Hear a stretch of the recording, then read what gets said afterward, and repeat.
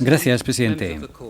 Señorías, es un honor presentarme ante ustedes y un privilegio haber sido invitado por Chile a reunir los hilos de aquellos actos de las partes que tuvieron lugar después de los acuerdos pactados en el 52 y 54, colocándolos en su marco jurídico adecuado. Perú enfoca la práctica de las partes desde dos principios que conocen ustedes muy bien. Primero, que existe una pesada carga de la prueba a la hora de establecer la existencia de una frontera marítima y, en segundo lugar, que la práctica debe ser concordante, común y coherente. El primer punto puede ser tratado con relativa rapidez. Perú ha reconocido, aunque tarde, que Chile no está defendiendo un caso de acuerdo tácito y que su referencia a la sentencia Nicaragua-Honduras es improcedente. Pero ahí no acaba la carga de la prueba, pues también Perú tiene su propio argumento positivo acerca de la existencia de un acuerdo entre las partes, un acuerdo que supuestamente establece un arreglo provisional y práctico respecto de prácticas de pesca. ¿Dónde se encuentra dicho acuerdo?, pregunto yo. ¿Y qué práctica es coherente con él o establece un acuerdo tácito con los mismos efectos? Perú debe asumir la carga de esa prueba y lo tiene que hacer teniendo en cuenta el contenido del artículo 4 de la Declaración de Santiago, así como el artículo 1 del Acuerdo de Zona de Frontera Marítima Especial, donde a todas luces las partes estimaron oportuno referirse a una frontera marítima a través de un lenguaje redactado con sumo esmero. Y si puedo seguir la misma argumentación que Perú, la existencia de un acuerdo de pesca en este caso no es fácil de presumir. Pasando ahora a la cuestión de los criterios que hay que satisfacer para cumplir con lo dispuesto en el artículo 31.3b de la Convención de Viena. Pues son 6 los criterios. Y también comentaré lo que dijo Sir Michael Wood el martes sobre el artículo 31.3b. En su presentación escrita y oral, Perú intenta caracterizar los acuerdos del 54 como parte de la práctica de las partes a los efectos del artículo 31.3b. Se trata de una actitud tan defensiva como equivocada y creo que es inútil que ahonde. En segundo lugar, en cuanto a la práctica real, las partes convienen que en el caso del 31.3b la práctica debe establecer el acuerdo de las partes sobre la interpretación. Sin embargo, Perú ha dicho que hay que examinar con suma cautela la práctica a la hora de establecer un acuerdo de frontera, sobre todo en el caso de acuerdos de fronteras marítimas. Una propuesta que hizo el señor Michael en la primera ronda. Dijo que la situación en este caso es igual al que se describe en el caso de diferendo islas, frontera marítima y tierra, es decir, que la práctica de las partes no se puede sustituir a la ausencia de tratado. El pasaje se repitió el martes pasado, pero, y supongo que ya lo habrá dado cuenta la Corte, este pasaje se refiere a la interpretación de una transacción, de un compromiso que eleva a las partes a la Corte. El pasaje en cuestión no tiene nada que ver con la interpretación de un acuerdo de fronteras. Ocurre que en aquel compromiso no se pedía realizar un ejercicio de delimitación y la Corte, en la siguiente frase del pasaje en que se basa Sir Michael, dice que cuando en el pasado un acuerdo especial le pide a la Corte determinar una delimitación, lo hace de forma clara. O sea que el contexto es totalmente distinto. Por mucho que se cite este pasaje, no nos ayuda para nada.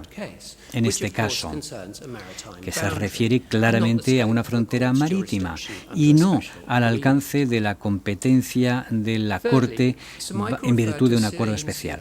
En tercer lugar, Sir Michael hace referencia a la formulación de Sir Ian Sinclair acerca de una práctica coherente, común y consistente. Y le añade una cualificación de cosecha propia, a saber que la práctica debe ser clara. Sir Ian, que sí estaba en la conferencia de Viena, solo dijo que el valor y significado de la práctica ulterior dependerá naturalmente del grado en que fuera concordante, común y coherente. Y sigue diciendo que una práctica es una secuencia de hechos o actos y no se puede establecer en general por un hecho o acto aislado, ni siquiera por varias aplicaciones individuales. Y esto era de esperar.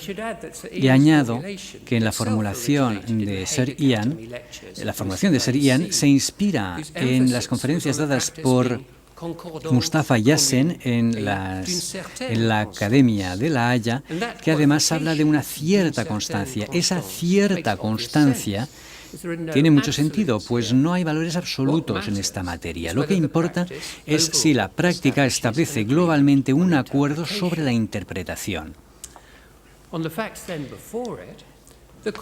Ante estos hechos, la Corte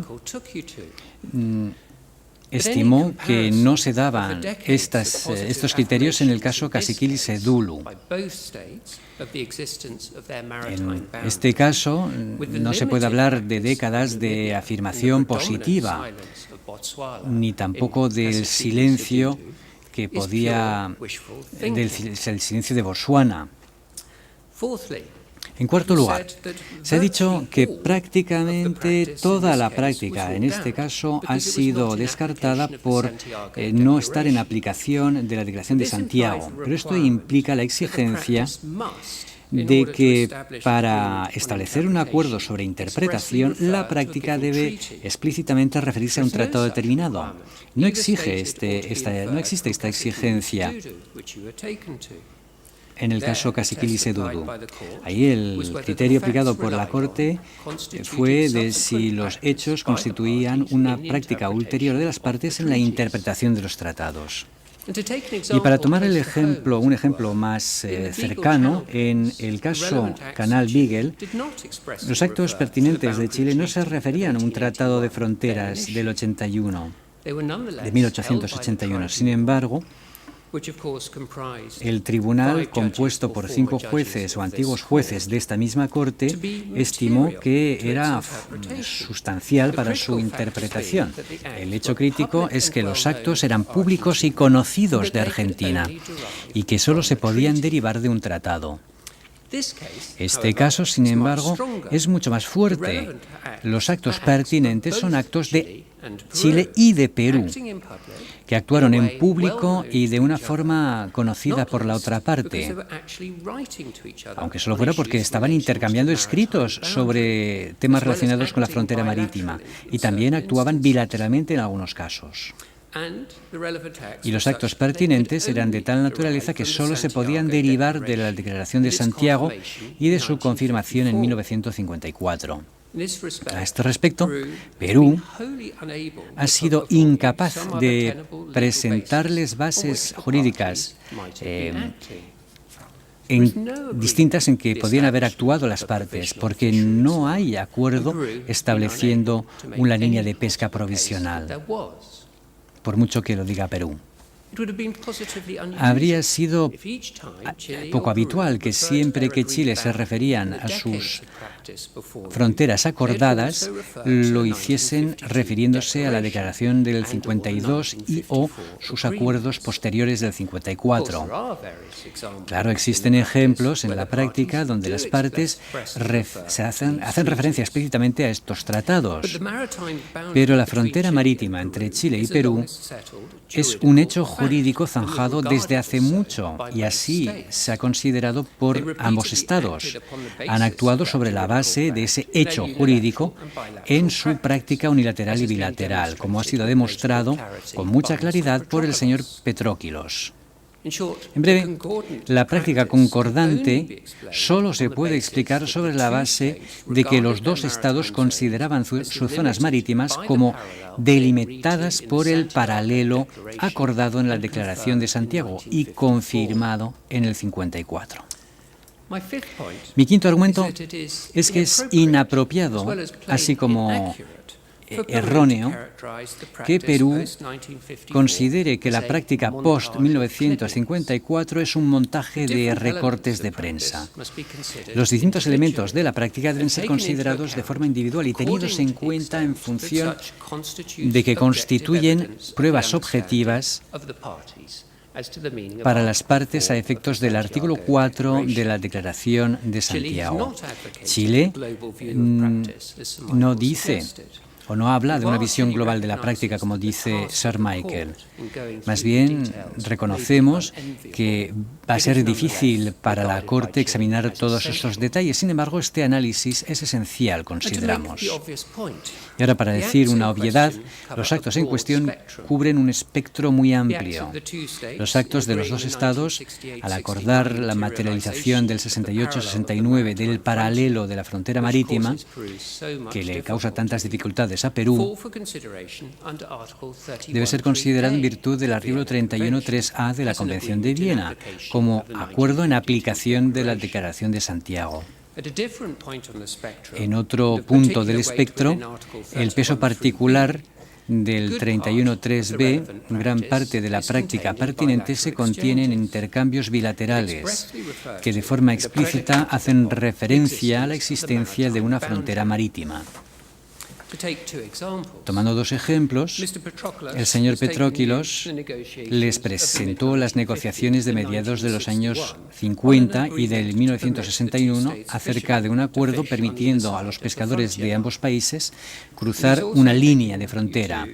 También les ha presentado la propuesta de Chile a Perú de 1975, por la que se debería otorgar a Bolivia su propio territorio marítimo entre los paralelos de los puntos extremos de las costas o de la costa que se cedería. En cuanto al primer caso, el propio Perú ha reconocido la existencia de la línea de frontera en las negociaciones con Chile. En cuanto al segundo caso, se trata precisamente de una comunicación que exigía algún tipo de reacción en un periodo de tiempo razonable por parte de las autoridades peruanas, para utilizar la fórmula del caso del templo de Preah Vihear. La ausencia de objeción por parte de Perú tiene un valor muy claro, sobre todo junto con la práctica de Perú acerca de la existencia de una frontera marítima en las 2 décadas anteriores.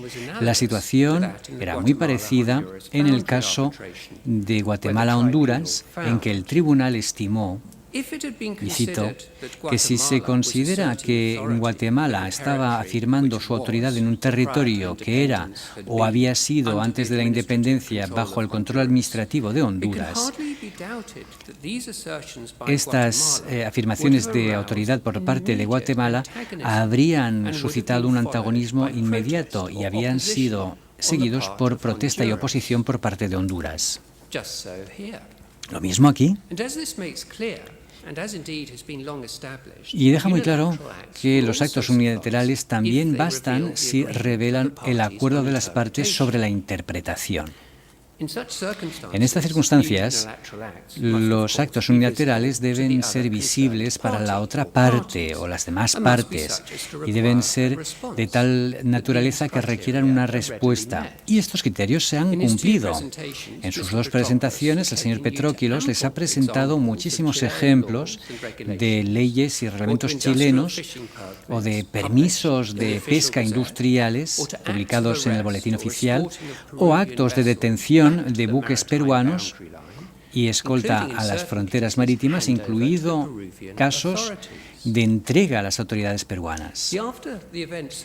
La indicación a posteriori de que Perú estaba haciendo gala de moderación al no protestar no es serio, es frívola, con todos los respetos, y no guarda relación con el contexto fáctico y jurídico del caso Jan Mayen, en que se basa.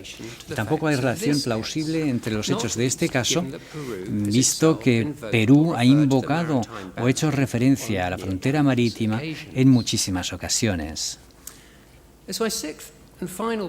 Mi último argumento en este tema es que la práctica también puede ser pertinente para la Corte, aun cuando no cumpla con los criterios del artículo 31.3b. En el caso Caciquili-Sedulu, la Corte estimó que algunos actos, aunque no constituían práctica ulterior, podían apoyar las conclusiones a las que llegó la Corte a través de la interpretación de acuerdo con el sentido ordinario.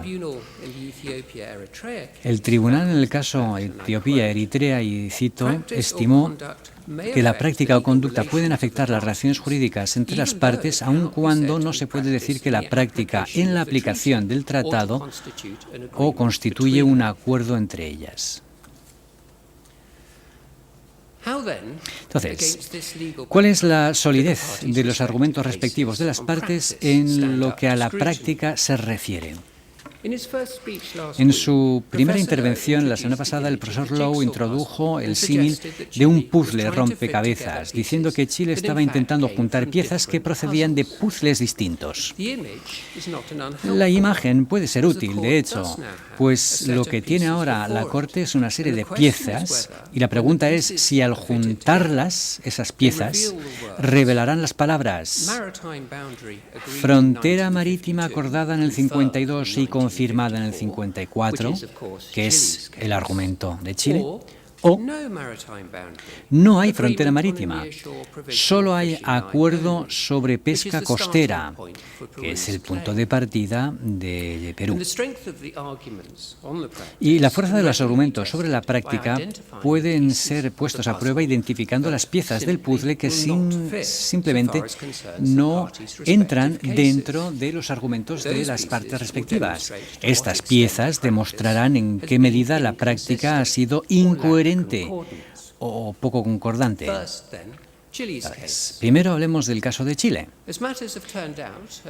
Resulta, como se ha demostrado en las 2 semanas, que Perú tiene piezas de tipo A, B y C que dicen que no encajan en el caso de Chile. La A es la de Argentina, las 2 B son las de Bazán y Bácula, y la C es la de la conducta de Chile, en especial en relación con las supuestas lagunas en la legislación chilena y mapas chilenos.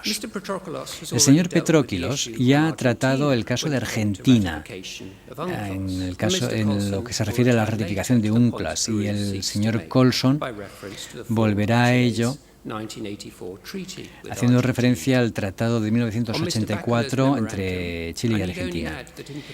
En el memorándum del señor Bácula, basta decir que en los propios comentarios del ministro de Exteriores Wagner se reconoce la existencia de una frontera marítima que no se puede caracterizar como una comunicación que requiera una reacción por parte de las autoridades chilenas. Perú no ha hecho ninguna afirmación o reivindicación afirmativa sobre la zona marítima de Chile. Sin embargo, como ahora se nos ha reprochado no habernos centrado en el dictamen de Bazán del 64, voy a entrar en algún detalle. Como en muchos documentos presentados por Perú, se invita a la Corte a que lea trozos de la opinión, pero leámoslo en su totalidad. Se encuentra en la pestaña 167 del archivador.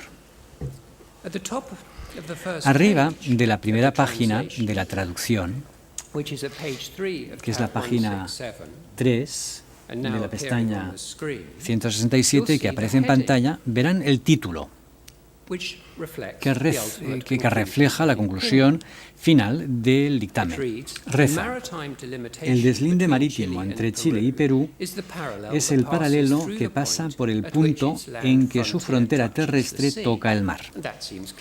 Y esto supongo que es suficientemente claro.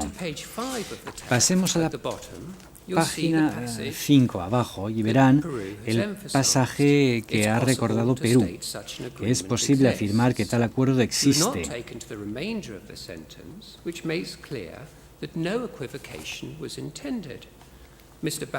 El señor Bazán consideraba que, por consiguiente, el acuerdo debía ser respetado. Arriba de la página 7 de la pestaña verán la referencia al artículo 4 de la Declaración del 52 como disposición de que, si bien no constituye un pacto expreso para determinar el deslinde lateral de los respectivos mares territoriales, parte del entendido de que ese deslinde coincide con el paralelo que pasa por el punto de la frontera lateral toca el mar. Pero, sin embargo, no leyó hasta abajo, que dice que el mencionado número 4 revela en forma incuestionable que para las partes contratantes no es la prolongación de la frontera terrestre, ni la perpendicular de la costa, ni la línea media, sino un paralelo geográfico, el que delimita sus mares territoriales. Y entendemos por qué se lo saltó Perú.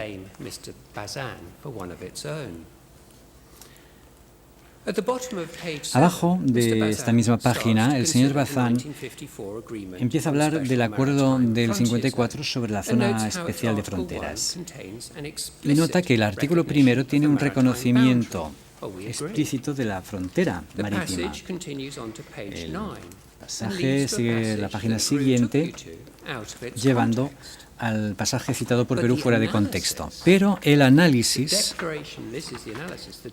la declaración, se limita a reafirmar de forma positiva la preexistencia, de un hecho preexistente, de que Chile, Perú y Ecuador habían marcado una frontera entre sus aguas territoriales y que esa frontera era un paralelo geográfico. Ese es el análisis que claramente apoya la existencia en el 54 de una frontera marítima y no un arreglo práctico de carácter provisional. Perú tampoco les leyó la conclusión global del señor Bazán, que se encuentra en la página 11, según la cual la frontera marítima entre Perú y Chile corre por el paralelo que pasa por el punto en que su frontera terrestre toca el mar, porque así lo han determinado ellos soberanamente mediante un acuerdo cuyo alcance, características, señalaron ellos mismos en los instrumentos internacionales a que se ha hecho referencia. También recordarán que se les enseñó un croquis que acompañaba el dictamen, que demuestra el paralelo geográfico y también una línea media y una línea perpendicular. Sin embargo, no se les presentó el texto correspondiente en el texto que está justo arriba de la conclusión, página 11, donde se habla del croquis en cuestión. El señor Bazán explica que si cualquier otra delimitación que el paralelo hubiese sido aplicada, nuestra franja de 200 millas habría quedado truncada tal vez desde Iquique y desde Pisagua hasta Arica, y la franja peruana, que habría avanzado hacia el sur desde ese puerto, se habría interpuesto entre las aguas sometidas a nuestra soberanía y alta mar. Y sigue, en unas palabras que verán ustedes, el croquis adjunto demuestra más claramente lo inadmisible de la situación que se había producido. En otras palabras, el croquis demuestra específicamente dos líneas, aparte del paralelo, que Chile nunca habría aceptado y nunca aceptó. Bueno, pues hasta aquí acerca de lo que de verdad dijo el señor Bazán. Tres breves comentarios. Primero, la nota contiene la opinión de un antiguo asesor jurídico que dio este dictamen a efectos internos, pero en cuanto al peso que se le pueda otorgar, más bien este peso confirma la tesis de Chile. La conclusión de que existía una frontera marítima es inequívoca y las diferencias de razonamiento jurídico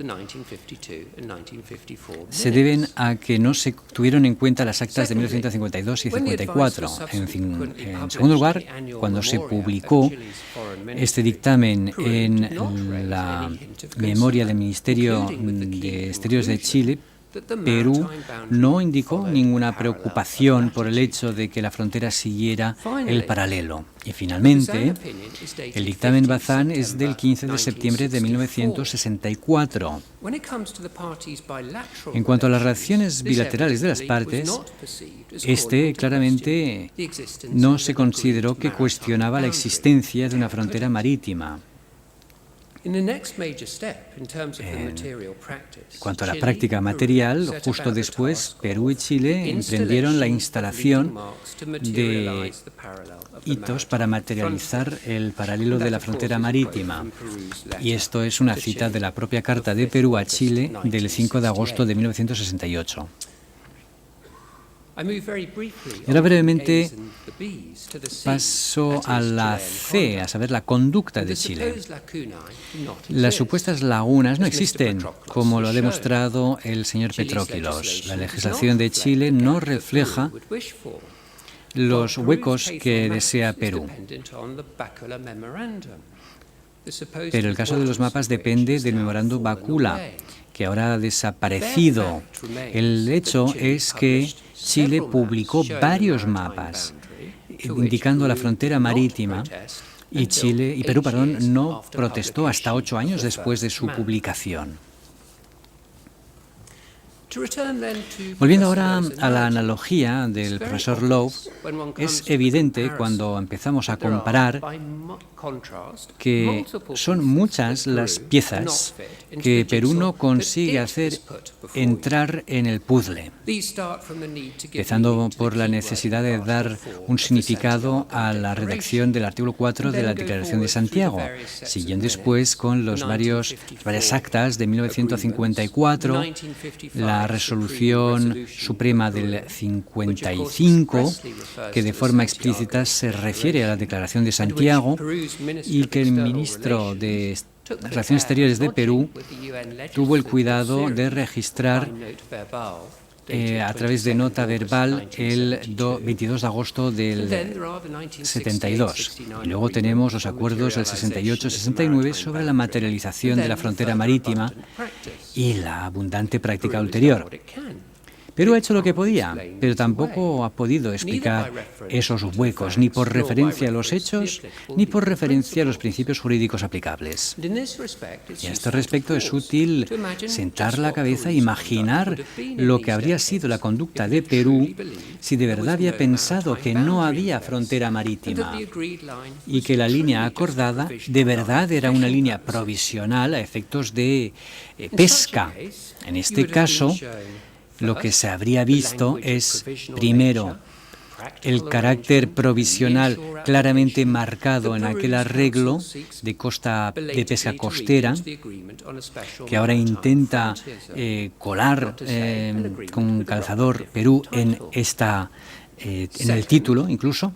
En segundo lugar, una formulación equivalente de reserva en los acuerdos del 68-69 sobre la materialización de la frontera marítima, por no hablar el acto final del 69, con un título que no se refiriese explícitamente al límite marítimo. En tercer lugar, Perú se habría basado en la ausencia de actos en materia de frontera marítima. Por ejemplo, no habría habido resolución suprema del 55 ni tampoco registro de la misma en Naciones Unidas. En cuarto lugar, se les habría enseñado una larga lista de protestas de Perú en aquellas ocasiones en que Chile hubiese invocado la frontera marítima en sus relaciones con Perú, y de la misma forma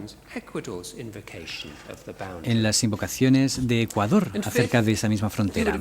En quinto lugar, habrían visto ustedes algún tipo de oposición o reacción por parte de Perú cuando otros estados hubiesen hecho referencia a la frontera marítima, ya fuera ante esta Corte o en publicaciones como las de Estados Unidos o China, que les presentó al principio de la jornada el señor Crawford.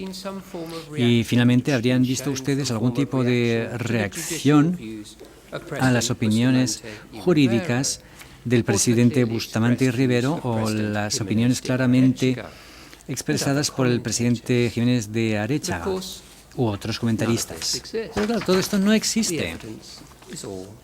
Las pruebas más bien indican todo lo contrario.